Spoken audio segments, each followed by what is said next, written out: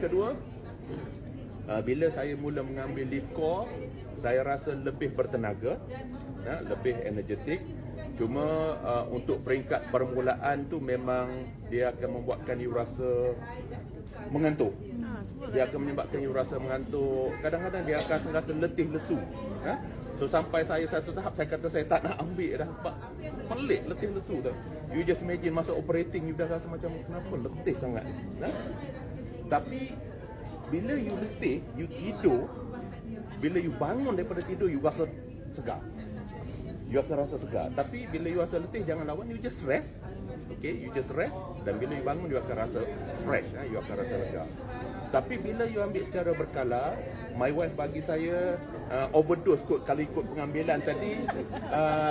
2 biji kan, 1 pagi 1 malam kan. So selama ni my wife telah meracuni saya, dia bagi overdose.